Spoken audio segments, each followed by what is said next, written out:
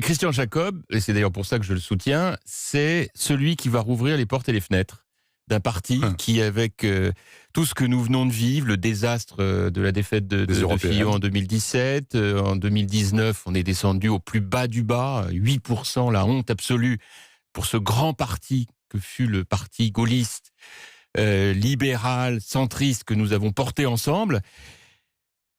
Christian Jacob, c'est celui qui va permettre, j'espère, de renouer avec l'envie de se retrouver dans une droite qui est totalement atomisée parce qu'elle ne veut pas voir que les temps ont changé, que le monde a changé, qu'on est vraiment au XXIe siècle et qu'il faut reconstruire une doctrine. Alors, il est présenté, Monsieur Jacob, comme ayant un gros avantage, c'est qu'il ne veut pas être président de la République, paraît-il.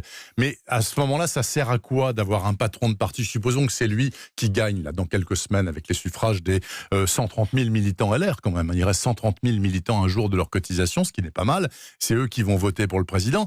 Mais bon, si on a un patron de parti qui ne veut pas être président, ça va servir à quoi? Non, mais je trouve que l'idée de dire qu'un candidat à un parti n'a pas le droit d'être candidat à la présidentielle est stupide. Non, mais on dit que c'est lui qui veut pas. Non, mais s'il veut pas, c'est autre chose. Il veut pas. Mais cette idée d'en faire un critère est stupide. C'est pas le sujet. Le sujet aujourd'hui, d'ailleurs, il n'est même pas de parler de qui sera notre candidat à la présidentielle. Il est de reconstruire un peu, pierre par pierre, les fondations de la maison qui s'est écroulée. Bon. Ouais. Et pour cela, la première étape, et c'est pour ça que je soutiens Christian Jacob, que par ailleurs je connais très bien, puisque nous sommes tous les deux de Seine-et-Marne, très proches. C'est tout simplement parce que c'est je risque le mot, un professionnel. Voilà, c'est quelqu'un qui connaît la politique au sens noble du terme, pour l'avoir pratiquée en tant que maire, en tant que parlementaire, qui connaît les hommes, les femmes, et qui, je l'espère, va réussir à faire tout l'inverse de son prédécesseur, c'est-à-dire qui était dans une logique d'exclusion, d'être maintenant dans une logique de réinclusion, à la fois de ceux qui veulent encore